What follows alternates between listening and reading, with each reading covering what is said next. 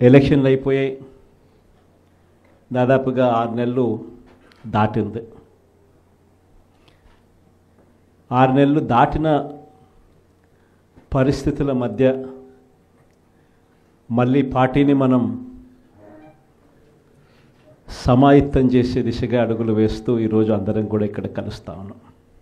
ప్రజలందరూ కూడా ఈరోజు నిలదీసే పరిస్థితిలోకి ప్రజలంతా వస్తూ ఉన్నారు. ఏమైనా 15,000 అని చెప్పి చిన్నపిల్లలు అడుగుతూ ఉన్నారు. ఏమైనా 18,000 అని చెప్పి వాళ్ళ అమ్మలు అడుగుతూ ఉన్నారు. ఏమైనా 48,000 అని చెప్పి ఆ అమ్మమ్మలు అడుగుతూ ఉన్నారు. ఏమైంది 36,000 అని చెప్పి చిన్నపిల్లలు ఉద్యోగం కోసం ఎదుగుతూ ఉన్న పిల్లలు అడుగుతూ ఉన్నారు. ఏమైంది 20,000 అని చెప్పి రైతన్నలు అడుగుతూ ఉన్నారు. వీళ్ళకి ఎవ్వరికీ కూడా చంద్రబాబు నాయుడు అనే వ్యక్తి, వాళ్ళ పార్టీకి సంబంధించిన క్యాడర్ సమాధానం చెప్పలేని పరిస్థితిలో వాళ్ళ పార్టీ, వాళ్ళ పెద్దలు అందరూ కూడా ఏం చేస్తూ ఉన్నారు? Diversion politics. ప్రతిరోజు ప్రతి నెల ఒక టాపిక్ తీసుకొస్తారు. ఏదో ఒక టాపిక్ తీసుకొచ్చి గోబల్స్ ప్రచారంలో భాగంగా ప్రతి ఒక్కడు దాన్ని అందుకుంటారు. ఓసారి తిరుపతి లడ్డు అంటారు, ఇంకొకసారి జూన్లో ఋషికొండ భవనాలు అన్నారు, జూలైలో శ్వేతపత్రాలు మదనపల్లి ఫైల్స్ అన్నారు, ఆగస్టులో ముంబై నటి నా పేరేం పేరు కాదాంబరి అన్నాడు, సెప్టెంబర్లో ప్రకాశం బ్యారేజీని బోట్లతో ఢీకొట్టి గేట్లను పడగొట్టాలని చెప్పి మనం ప్లాన్ చేసినామని అంటాడు. అక్టోబర్లో సరే ఇంకా ఎట్టాగ మీరు అంతా చూశారు, నా కుటుంబాన్ని తీసుకొచ్చినాడు. నవంబర్కి వచ్చేసరికి బడ్జెట్పై దృష్టి మళ్లించడానికి 14 లక్షల కోట్ల అప్పులు అని చెప్పి, డిసెంబర్లోకి వచ్చేసరికి ఇప్పుడు కొత్తగా మీరు అంతా మనం చూస్తూ ఉన్నాం, రేషన్ బియ్యం అంటున్నాడు. ఇప్పుడు కొత్తగా కనిపిస్తూ ఉందా రేషన్ బియ్యం అని చెప్పి. ఇప్పుడు నాకు నిజంగా ఆశ్చర్యం అనిపిస్తుంది ఆ రేషన్ బియ్యం కథలీలు చెప్తా ఉన్నప్పుడు. ప్రభుత్వంలో ఎవరున్నారు అని, ప్రభుత్వంలో మనమున్నామా, ప్రభుత్వంలో వాళ్ళు ఉన్నారా అని నాకు అర్థం కాల. 7 నెలలు అయిపోయింది, దాదాపుగా 6.5 నెల అయిపోయింది వాళ్ళ ప్రభుత్వం వచ్చి. 6.5 నెల 7 నెలలు అవుతూ ఉంది వాళ్ళ ప్రభుత్వం వచ్చింది. ఎమ్మెల్యేలు వాళ్ళు, మంత్రులు వాళ్ళు, కలెక్టర్లు వాళ్ళు, జాయింట్ కలెక్టర్లు వాళ్ళు, పోలీసులు వాళ్ళు, ఎంఆర్ఓలు వాళ్ళ అధికారులే, చెక్ పోస్టులు వాళ్ళవి, అన్నీ వాళ్ళవే. ఇవన్నీ దాటుకొని మళ్ళీ పోర్టుకు వచ్చింతే పోర్టులో కస్టమ్స్ అధికారులు, పోర్టులో సిఐఎస్ఎఫ్ పోలీసులు, ఇవన్నీ కూడా వీళ్ళు పొత్తులో ఉన్న కేంద్ర ప్రభుత్వం మనుషులు. మరి ఇవన్నీ దాటుకొని ఏదైనా మెటీరియల్ బోటులోకి పోగలుగుతుందా? ఆశ్చర్యం ఏమిటంటే ఈయన పోయిన బోటు పక్కబోటే ఫైనాన్స్ మినిస్టర్, ప్రస్తుత ఫైనాన్స్ మినిస్టర్ పయ్యావుల కేసు వాళ్ళ సొంత వియ్యంకుడిది, శ్రీనివాసరావు గారిని సొంత వియ్యంకుడిది, పట్టాభి రైస్ ఎక్స్పోర్ట్స్. ఆయన ఎక్స్పోర్ట్ చేస్తున్నాడు పక్కన, అదే పోర్ట్లోనే పక్కన. అడిగిపోడు దీంట్లోకి వచ్చి మాట్లాడతాడు. నాకు ఆశ్చర్యం అనిపించింది, అసలు ఏందిరా నాయన ఇది, ఎవరు ప్రభుత్వంలో ఉన్నాము, ఎవడు చేస్తూ ఉన్నాడు అని చెప్పి. వైఎస్ఆర్సీపీలో మన కార్యకర్తలు మనోళ్ళందరూ వ్యవస్థీకృత నేరాలంట. అసలు వ్యవస్థీకృత నేరాలు చేస్తూ ఉండేది ఎవరు? చేస్తూ ఉండదు వాళ్ళు, చేసింది వాళ్ళు. మన మీద ఏళ్ళెత్తి చూపిస్తూ ఉండరు. నిజంగా ఇవన్నీ చూసినప్పుడే అసలు ఎందుకు జరుగుతూ ఉన్నాయి ఇవన్నీ అని చెప్పి చూస్తే, రైస్ ఎక్స్పోర్ట్స్లో ఆంధ్ర రాష్ట్రం, ధాన్యం ఎక్స్పోర్ట్, బియ్యం ఎక్స్పోర్ట్స్లో ఆంధ్ర రాష్ట్రం నెంబర్ 1గా ఇప్పుడు నుంచి కాదు, దశాబ్దాలుగా మనమే నెంబర్ 1. తెలంగాణ నుంచి బియ్యం మన దగ్గరికే వస్తుంది, ఆంధ్ర నుంచి రైతులు పండించిన బియ్యాన్ని ఇక్కడి నుంచి ఎక్స్పోర్ట్ చేస్తారు. అదే తప్పేం కాదు, ఎప్పటి నుంచో దశాబ్దాలుగా జరుగుతూ ఉంది. ఆంధ్రాలో రైట్ ఎక్స్పోర్ట్స్ నెంబర్ 1. అందులో ఈ పయ్యావుల కేసే వాళ్ళ వియంకుడు, ఈ పట్టాభి రైట్ ఎక్స్పోర్ట్స్, ఈయన ఆంధ్రాలో నెంబర్ 1. ఇది నిజంగా ఇది కొత్త ఏం కాదు. ఎందుకనంటే ఇది ఎప్పటి నుంచో జరుగుతూ ఉండేది. బియ్యం అనే రైతులు పండిస్తూ ఉన్నారు, రైతులకు గిట్టుబాటు ధర రావాలి, రైతులకు మంచి రేటు రావాలి అని అంటే ఎక్స్ట్రా పండించిందంతా రైతులు ఎక్స్పోర్ట్ చేసుకుంటూ ఉన్న సాంప్రదాయం ఎప్పటి నుంచో జరుగుతూ ఉంది, జరుగుతూ ఉంది.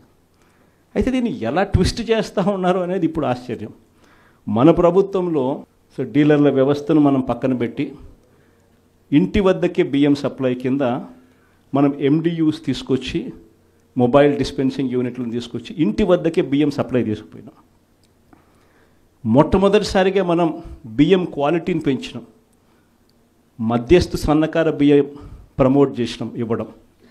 స్వర్ణ బియ్యం ఏని తీసుకొచ్చి సాటెక్స్ చేసి 800 కోట్ల సంవత్సరానికి అదనపుగా ఖర్చు పెట్టి బియ్యంలో నూకల శాతం తగ్గించి సాటెక్స్ చేసి ప్రజలకు మంచి బియ్యం, తినగలిగిన బియ్యం ఇస్తే వాళ్ళు ఎదురు అమ్ముకునే పరిస్థితి ఉండదు అని చెప్పి దానికి ఫుల్ స్టాప్ పెట్టే కార్యక్రమం చేసింది ఎప్పుడైనా జరిగింది అంటే అది ఒక్క వైఎస్ఆర్సీపీ ప్రభుత్వ హయాంలోనే జరిగింది.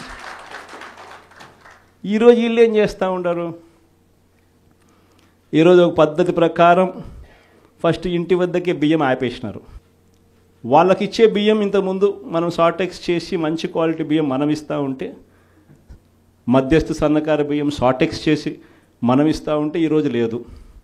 ఈరోజు నిర్వీర్యం చేశారు. చేసి వీళ్ళు ఇవన్నీ చేస్తూ ఉండి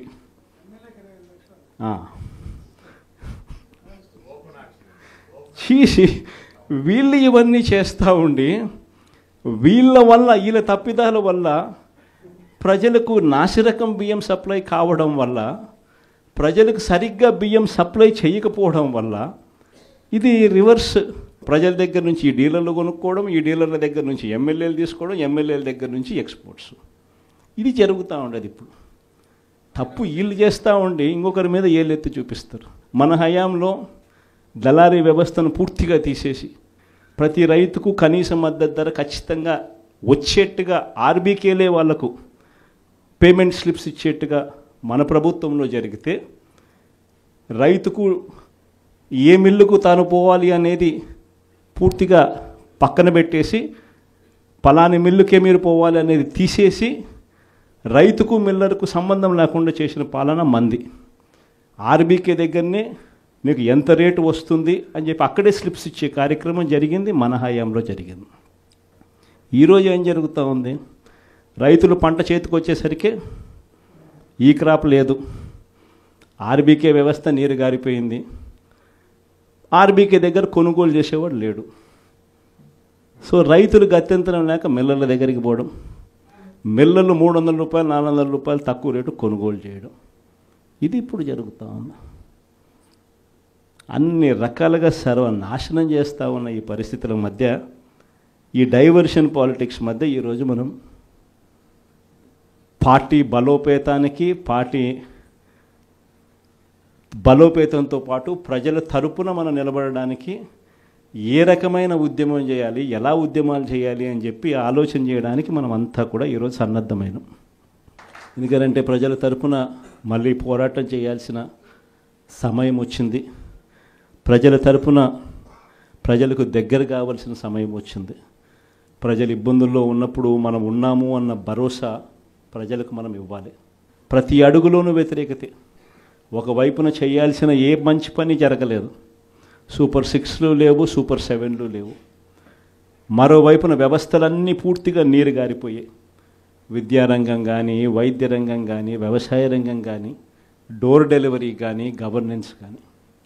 మరోవైపున చూస్తే బాధుడే బాధుడు. కరెంటు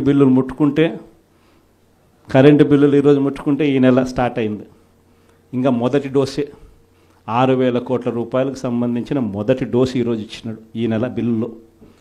నవంబర్ నెల బిల్లు, డిసెంబర్ నెల బిల్లు, ఏ ఇంటికి వెళ్ళి కరెంటు బిల్లు ఎంత అని చెప్పి తేడా అడిగితే ప్రతి ఇంట్లో కూడా తేడా కనిపిస్తుంది. కనీసం 300 రూపాయలు పైన రేట్లు పెరిగినాయి. అది ఈ నెలే.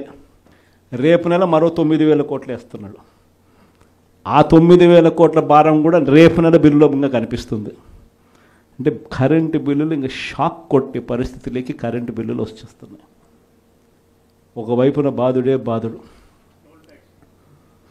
రోడ్ల మీద ట్యాక్స్ అంట. రోడ్ల మీద ట్యాక్స్ అట.